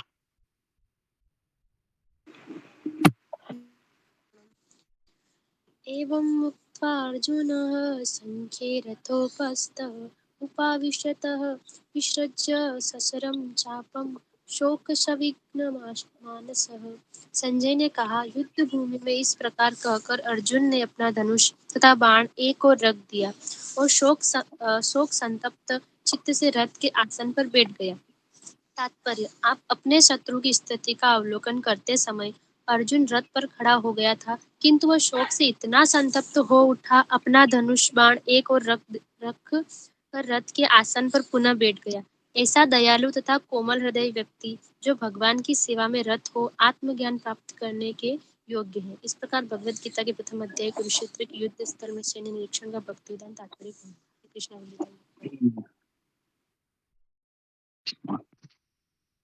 ओके जी, देखिए आखिरी श्लोक में अर्जुन कुछ नहीं बोलता है, संजय बोलता है। क्या बोलता है संजय?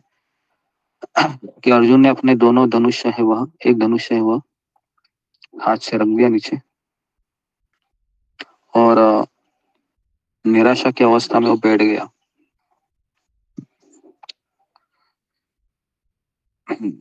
सवाल यहाँ पर यह आता है कि अगर अर्जुन को लगता है कि ये सही कारण मैंने दिए हैं,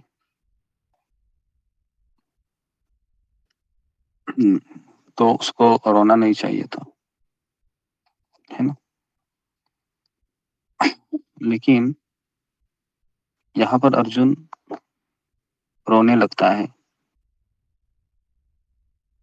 तो सवाल यहाँ पर अब ये आता है कि अर्जुन रोने क्यों लगता है। 4 कारण तो दे दिए उसने और उसको लगा कि ये सही है, ऐसा ही करना चाहिए।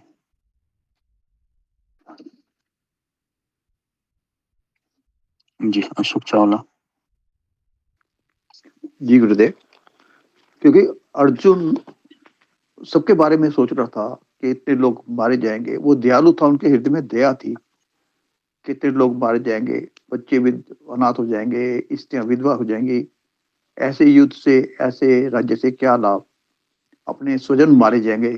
एक्चुअली स्वजन तो थे ही नहीं उसके, थे तो दुर्जन ही वो, तभी युद्ध करने खड़े थे।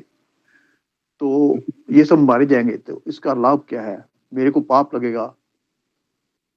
तो उसपे कोमलता थी, हृदय में दया थी, करुणा थी उनके लिए। भाई चाहे ये तो भटके हुए हैं, चाहे मेरे को मार दें, पर मैं इनकी हत्या नहीं करूंगा। तो ये दयालु थी उनके चरण में सबके लिए। गुरु जी। Okay next. हाँ रेखा पायल। हरे कृष्णा गुरु जी, दंडवत प्रणाम। गुरु जी, क्योंकि अर्जुन ने तो 4 कारण तो दे दी थी कि मतलब मैं युद्ध नहीं करूंगा, लेकिन भगवान कृष्ण भी इनको कह रहे थे कि युद्ध करो। वो भ्रमित अवस्था में आ गए थे और भ्रमित अवस्था के कारण ही वो मतलब रो रहे थे कि मतलब कि उनका शरीर कांप रहा था, त्वचा जल रही थी, तो उस कारण उन्होंने मतलब रो रहे थे वो। धन्यवाद। हरे कृष्ण गुरु जी। जी तो अर्जुन का रोने का कारण था कि उसकी भ्रमित अवस्था, क्योंकि अपने मित्र को सब बता रहा था वो। और कृष्ण ने अभी तक उसके सारे कारण को सैंक्शन किया था क्या कि तुम सही बोल रहे हो। तो ऐसा कुछ नहीं हुआ था अभी तक। और अर्जुन ये भी नहीं पूछ रहा था कृष्ण को कि क्या मैं सही सोच रहा हूं। उल्टा अर्जुन रोने लगा। प्रभुपाद तात्पर्य में लिखते हैं कि अर्जुन का हृदय कोमल था लेकिन प्रभुपाद ने अगले श्लोक में ही कोमल हृदय के लिए अर्जुन को दोषी ठहराया। कभी कभी हम भक्ति करते हैं तो हमारे परिवार वालों को बहुत सारी चीजें मना करना पड़ता है। प्याज लहसुन नहीं खाऊंगा, चाय कॉफी नहीं पीऊंगा, नॉनवेज छोड़ दूंगा। तो हमारे घर वाले आंखों में आंसू लाकर आपके सामने खड़े रहते हैं, बेटा मैं तुम्हारी माँ हूं, या पत्नी बोलेगी कि मैं तुम्हारी पत्नी हूं। मेरे लिए ये सब बंद करो अभी। बहुत भावुक होकर वो आपको, इसको कहते हैं इमोशनल ब्लैकमेलिंग। पता है आपको कितने लोगों ने सुना है इमोशनल ब्लैकमेलिंग करते हैं। कितने लोगों के साथ ऐसा हुआ है कि जब वो देखते हैं कि साम दाम दंड भेद चल नहीं रहा है, थोड़ा सा ये इमोशनल क्राइटेरिया अप्लाई करके देखते हैं, है ना। बेटा या माँ, पति पत्नी आंखों में आंसू आकर कहते हैं कि कृष्ण के लिए तुम अगला जन्म देना, मेरे लिए मेरी पत्नी बन के रहो या मेरा बेटा बन के रहो। बोला ऐसे किसने किसको आपके घर में, आप जब माला करते हैं और बोलते हैं कि जी ओके। तो अभी क्या क्या बोलेंगे, इसको इसको करुणा करुणा करनी चाहिए अभी या नहीं करनी चाहिए, ये सवाल है यहाँ पर। जी तो फिंगर को रेस कीजिए। जी ओके मीना कुमारी। हरे कृष्णा गुरुदेव दंडवत प्रणाम।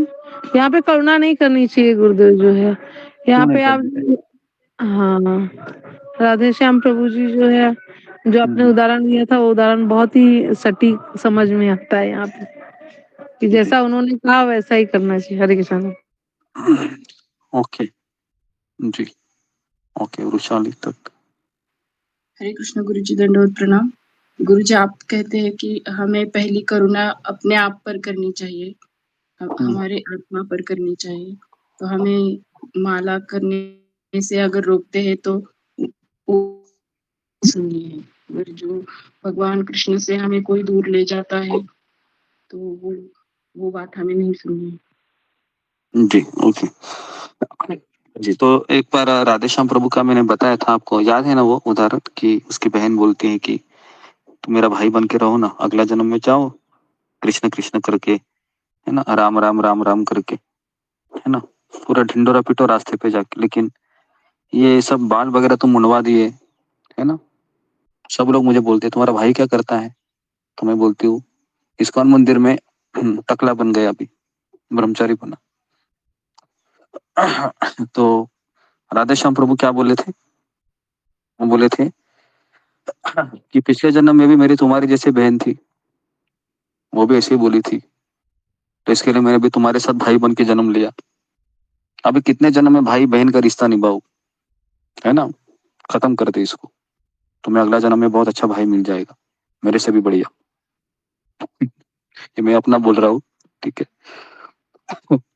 तो उन्होंने इतना ही कहा कि मुझे अभी भगवान के लिए समर्पित होना है। ओके। और राधेश्याम प्रभु है, आपको बताओ राधानाथ महाराज के जितने भी शिष्य है, जितने भी शिष्य है, उसमें से सबसे ज्यादा प्रचार पता है किसने किया है, राधेश्याम प्रभु।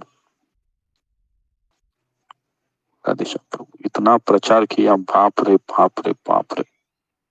आज भी उनको इतना रिस्पेक्ट है, कहीं पर भी जाते हैं तो, है ना। कितने लोगों को ब्रह्मचारी बनाया, जबरदस्त प्रचार किया, है ना। गौरांग प्रभु से भी बढ़कर गौरांग प्रभु बोल रहे थे कि जब मैं इस्कॉन में आया, है ना, तो मंदिर अध्यक्ष ने महाराज से पूछा कि जी ये गौरांग प्रभु है, वो आश्रम ज्वाइन करना चाहता है मंदिर में फुल टाइम, कौन सा सेवा दिया जाए। तो महाराज ने और प्रेसिडेंट ने पूछा महाराज को, तो महाराज ने कहा कि पूना में राधेश्याम प्रभु गए हैं ना, अकेले है बेचारे, तो उनको प्रसाद नहीं मिलता है।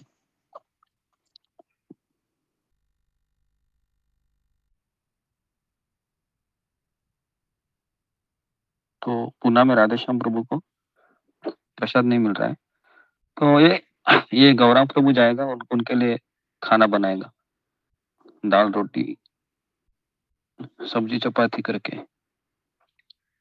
तो गौरांग प्रभु बता रहे थे कि इस्कॉन में मेरा पहला सेवा क्या था, तो राधेश्याम प्रभु के लिए खाना बनाना। ओके जी जी ओके। तो आज भी बताते हैं कि वो खाना ही बनाते हैं, है ना। लेकिन कितने लोगों का बना रहे अभी, कितने लोगों का बना रहे, 10,000 10,000 लोगों का खाना। ओके। तो कल हम दूसरा अध्याय शुरू करेंगे। ओके, यहाँ पर मैं रुकता हूँ, किसी कुछ प्रश्न है।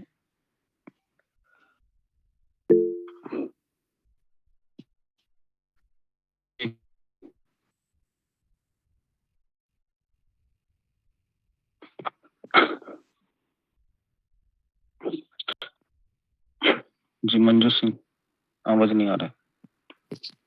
हरे कृष्णा गुरुजी, दंडवत प्रणाम। गुरुजी मुझे ये पूछना था कि भगवान को हमेशा मतलब मृग चर्म के ऊपर बैठा दिखाया जाता है, जैसे शिव जी हैं तो उनको शेर की खाल पे दिखाया जाता है।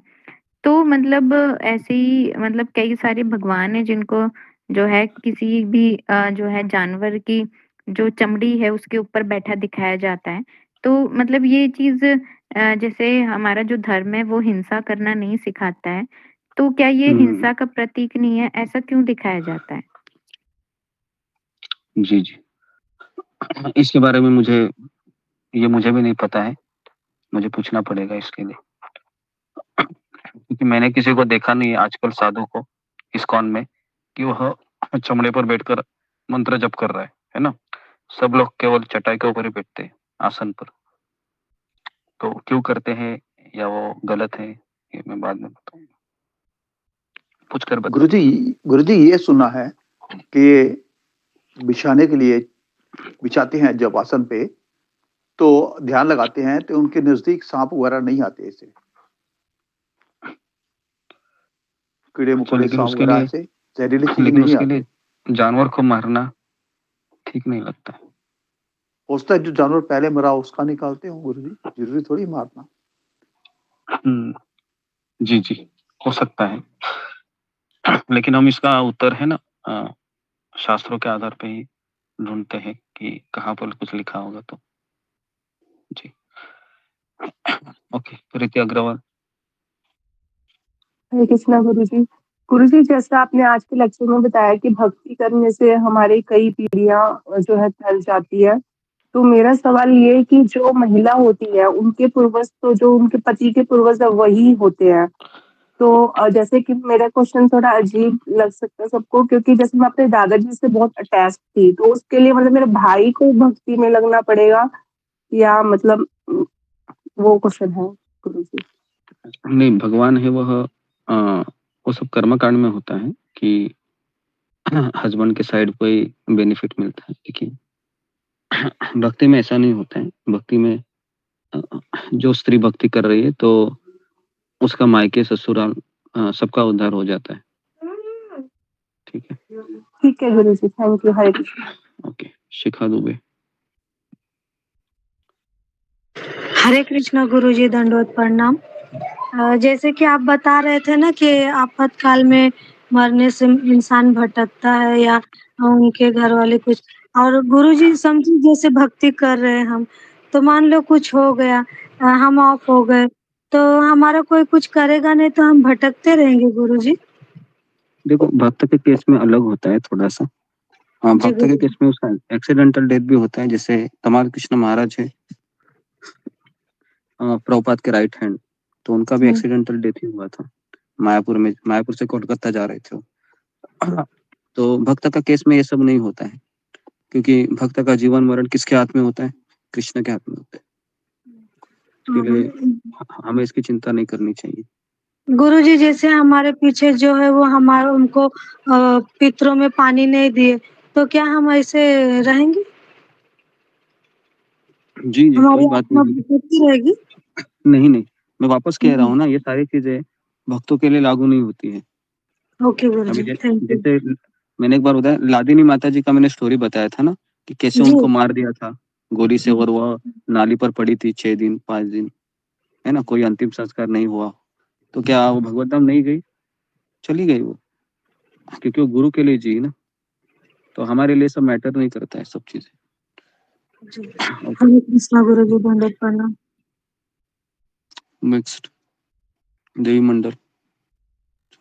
हरे कृष्णा गुरुजी, दंडवत प्रणाम। सभी भक्तों को दंडवत प्रणाम। गुरुजी जैसे इसमें ये भगवत गीता के इसमें जो आपने श्लोक बताया, इसमें ये भागवतम का भी श्लोक प्रभुपाद जी ने दिया है, ये 11.541, जिसमें आप बताए हैं कि जो पुरुष अन्य समस्त कर्तव्यों को त्याग कर मुक्ति के दाता मुकुंद की चरण कमलों की शरण ग्रहण करता है, वो इस पथ पर गंभीरता पूर्वक चलता है और देवताओं, मुनियों, अन्य जीवों के सौजन्य की मनुष्य या पितरों के प्रति अपने कर्तव्यों और ऋण से मुक्त हो जाता है। तो इसमें पुरुष ही लिखा है, जैसे व्यक्ति लिखना चाहिए, तो इसमें स्त्री का तो कहीं दिया नहीं है। और मैंने बहुत से लोगों को ऐसा सुनी हूँ कि जो जैसे ये पिंडदान की प्रक्रिया है या फिर ये पुरुष प्रधान ही है, वही कर सकते हैं। बोल शास्त्रों में भी लिखा हुआ है, और कहीं कोई शास्त्र में मैंने बोल जैसे 2-3 लोगों के जो है मेरे बुजुर्ग, वो बता रहे हैं कि नहीं, इसमें स्त्री का शास्त्र में दिया ही नहीं है। जी, तो वापस मैं बता रहा हूँ, तो जो अभी-अभी मैंने बताया था कि अर्जुन किसका कोटेशन दे रहा है यहाँ पर, कि मैंने गुरु शिष्य परंपरा से सुना है। पढ़ा कि नहीं तुमने अभी? जी। पढ़ा है ना? क्या मैंने बताया उस पे भी? क्या अर्जुन ने बुजुर्ग का उदाहरण दिया वहाँ पर? नहीं ना? तो हमारे प्रभुपाद जी कहते हैं कि स्त्री हो या पुरुष हो, अगर वो भक्त है, तो उसका सारे पीढ़ियों का उद्धार हो जाएगा। समझ में आ रहा है? अभी जैसे कि शबरी एक स्त्री थी, बराबर है? स्त्री थी कि नहीं शबरी? लेकिन शबरी के अभी पूर्वज है, क्या मुक्त नहीं हुए होंगे? मुक्त हुए होंगे। तो आप बोले उसे शादी नहीं की, ऐसा ज़रूरी नहीं है।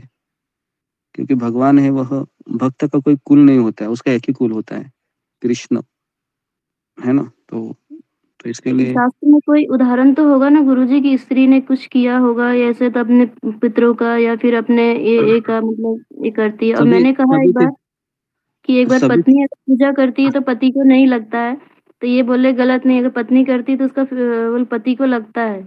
ऐसा मतलब बोल रहे हैं। पत्नी कोई गलत काम करती है तो पति को लगता है, और पत्नी अगर कोई अच्छा काम करती है तो हाँ, हम पति को भक्ति उसका करते हैं तो बेनिफिट। भक्ति का कुछ परसेंट तो जैसे जाता है ना, जैसे हम जिनकी कृपा से कर रहे हैं, जिनके धन से कर रहे हैं, जिनकी लक्ष्मी लगी हुई है। हाँ, अगर ऐसा कर रहा है तो उसको बेनिफिट मिल जाएगा, लेकिन वो खुद होकर भी तो बोलना चाहिए ना कि तुम भक्ति करो करके, है ना? मुझसे तो नहीं हो रही है, तुम करो। तो ऐसा बोल रहा है क्या तुम्हारा पति?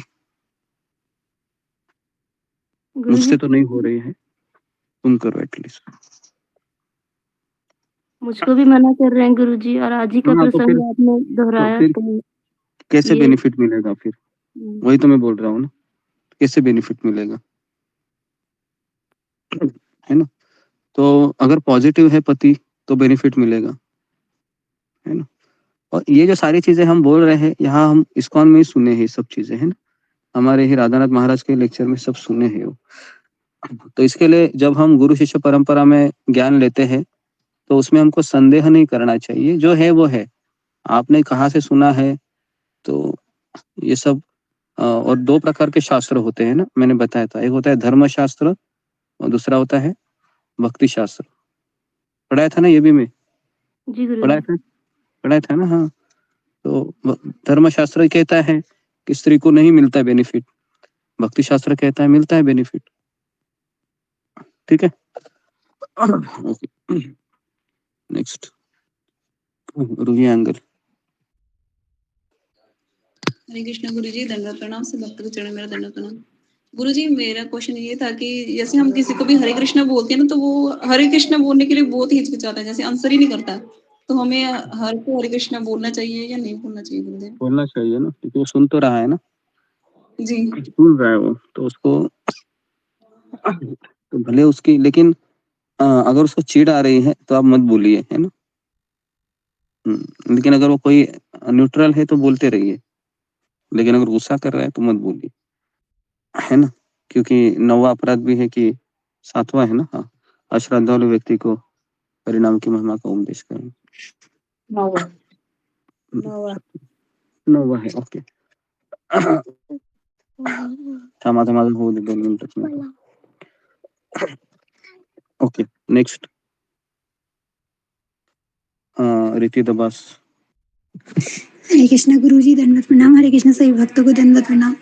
गुरुजी, मेरा क्वेश्चन ये था कि गुरुजी जैसे कहते हैं कि आत्मा शरीर से निकल जाती है तो मृत्यु हो जाती है ना, तो गुरुजी जब वो बीमारी लग जाती है शरीर में, तो क्या आत्मा परेशान हो जाती है जब फिर निकल जाती है?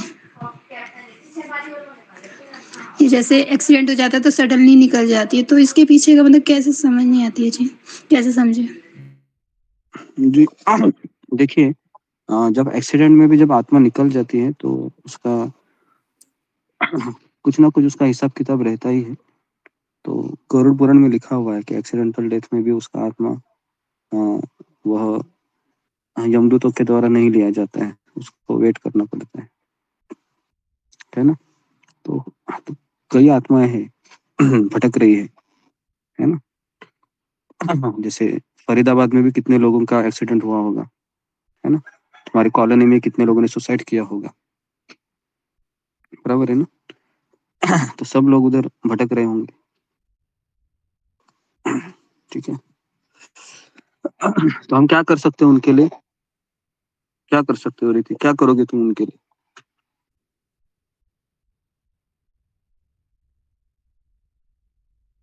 क्या करोगी? कुछ नहीं करोगी? तुम्हारा आवाज नहीं आ रहा है। हरे कृष्णा गुरुजी, आप मुझसे गुरुजी मैं ये पूछ रही मतलब तो फिर गुरुजी जैसे बीमारी लग जाती है तो बीमारी में आत्मा निकल जाना ये भी मृत्यु की वजह से मतलब कैसे समझ नहीं आता कि जब आत्मा का निकलना अलग होता है कि उसी समय निकल जाती है। जैसे कोई बीमारी लग जाती है तो क्या बीमारी से परेशान होकर आत्मा निकल जाती है शरीर से? नहीं, आत्मा देखो, आत्मा निकलने का कारण बीमारी होती है ना। जब तक देखो, मृत्यु होने के कई कारण होते हैं। हार्ट अटैक होना, कैंसर होना, या फिर बीमार होके मर जाना, है ना। तो उस समय हाँ उसका मृत्यु हो जाता है ना। बीमारी होके मर रहा है तो सही उसका मृत्यु है, क्योंकि उसका वो समय आ गया है। लेकिन मैंने ये सवाल पूछा था कि जो लोग भटक रहे हैं उनके लिए हम क्या करेंगे, तो हम जोर से हरे कृष्ण महामंत्र जब हरे बोलते हैं, कृष्ण महामंत्र करेंगे जोर जोर से, है ना। हाँ, तो उससे फिर वो आत्मा है वो उनका भी उद्धार हो जाएगा। जी धन्यवाद धन्यवाद गुरुजी, हरे कृष्ण। जी, तो यहाँ पर गुरुजी, मैं रुकता हूँ। ये भी तो इसका जवाब हो सकता है गुरुजी, क्या? मेरे ख्याल से जब शरीर आत्मा को वहन करने के काबिल नहीं रहता तो आत्मा त्याग देती है शरीर को। हाँ, जैसे गाड़ी है, हाँ। गाड़ी का एक्सीडेंट हो गया, अब गाड़ी चल तो सकती नहीं। जी, कारण तो वही होता है कि शरीर है वह इतने पीड़ा में होता है, वो तो एक्सटर्नल कारण है। लेकिन इंटरनल कारण क्या है, उसका समय हो गया है, उसका समय हो गया है, ठीक है। ओके, तो यहाँ पर मैं रुकता हूँ, 4:30 बजे है। तो आप सबका बहुत बहुत धन्यवाद। हरे कृष्णा, हरे कृष्णा गुरुजी दंडवत प्रणाम। माता जी दंडवत प्रणाम। माता जी रेखा माता जी दंडवत सभी भक्तों के चरणों में दंडवत प्रभु जी दंडवत प्रणाम।